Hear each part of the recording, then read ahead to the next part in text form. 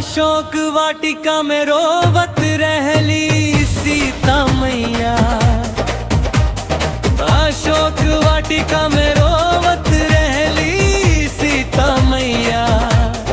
नयनवा से झर झर झरला निर्वा।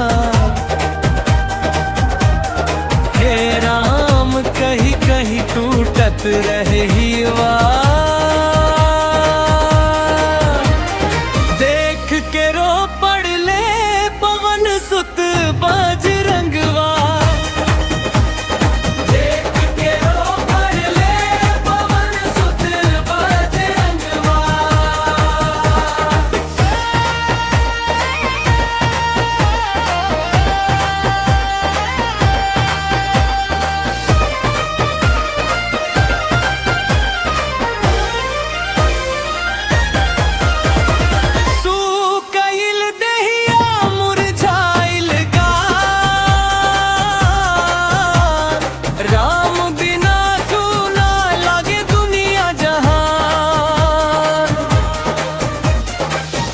गिनत रहली रातिया रोवत रहली।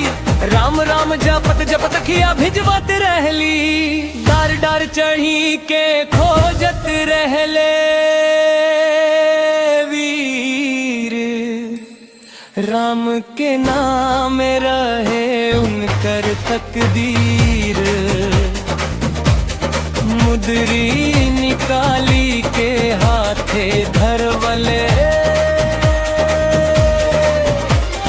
देखते सीता मैया फूट फूट रोवले। देखते सीता मैया फूट फूट रोवले।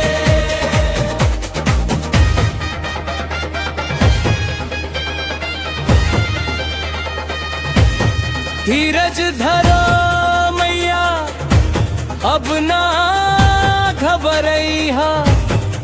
रघुवर धनुष लेके जल्दी आई है।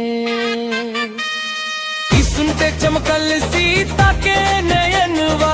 राम से मिलन के जागल अरमानवा। हे जय श्री राम जय बजरंग बली। दुख हर ले जनक दुलारी। राम सीता के अमर रहे प्यार। भक्ति गावे